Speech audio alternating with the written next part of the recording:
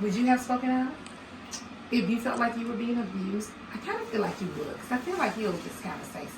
I would have, but if I still had a business dealing with them and needed or wanted the check, I might hold until a rainy day. And then you'll look like a grumpy employee.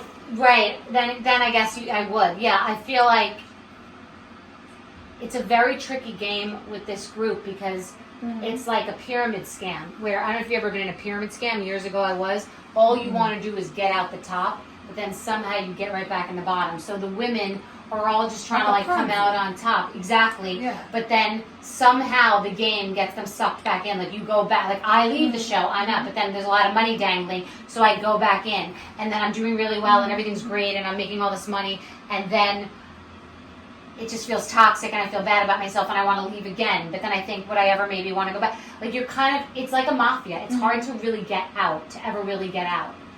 In the industry overall, not in my situation, industry overall, that black women and white women are treated the same. I can't imagine that they are. I do think there's a fear-based reasoning since Black Lives Matter, and people in some ways overcompensate. Like they're trying to, have inclusivity, and they're making it a policy at the office, but I don't know if it's going on every day in like moment-to-moment actions. I don't think that black women are seen the same as white women, but that's more like inside people. Like people have to just change who they actually are versus like I work in HR and I'm going to check these boxes. Yeah. I think that that the entertainment industry has changed many policies because they frankly have had to, but I can't imagine that you get the same treatment. And I can't really pinpoint exactly how and why, only you could, because I don't have that experience. Yeah. But I can't imagine that you do, because in no other area. Do you think you're privileged? I do. You do? How could I not? Well, you are. I know. How could I not? Yeah. Do you think you are a Karen? I think I'm half a Karen. Really? But I don't know that Karen is the definition that it started as. Like, to me, Karen is someone who might want to lodge a complaint. You know what I mean? I don't have the haircut of a Karen or dress like a Karen. Well, today I have mom jeans. I might lodge a complaint. Well, no, I wouldn't, because I'm not keeping it 100. I'm only keeping it 75. But if I were keeping it 100, I would probably lodge a complaint. Yes, okay. I would. I know that it may take some time, but do you think, I know you touched on it earlier, that there will be a union in place by 2024?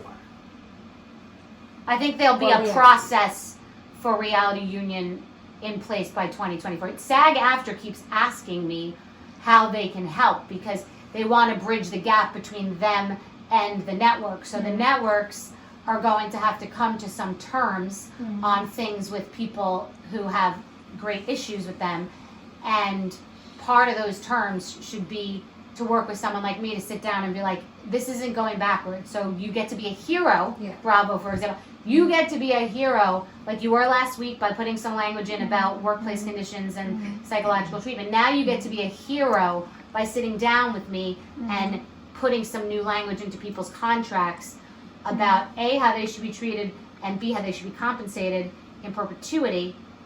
And that's sort of a bridge to a union, if that makes any sense. Yeah, but don't you think if there was a union put in place that reality shows would be different? Absolutely, and that's why I think it's going to move in that direction. I absolutely do. It's just going to be hard, and I myself personally don't know how to literally do it on my own. But SAG-AFTRA, the biggest union in this space, wants to do it. So they're going to have to come correct and figure out how to do it. Yeah, I think they should. I really do. They want to, and they've said they do. They're already looking into contracts and how things work and how people are paid and how it's not really a workplace. They didn't really understand that. Yeah. They didn't realize it's not. I kept jumping up and down, like, it's not a technical workplace. That's why everybody can get away with doing anything they want. As many, so.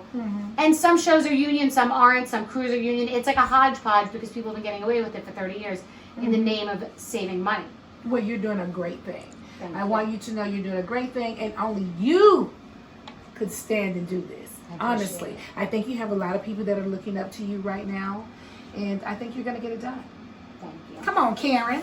Come on. Well, I lodged your complaint. I lodged your complaint. Yes, you did. So I am a cat. You are. I lodged your complaint.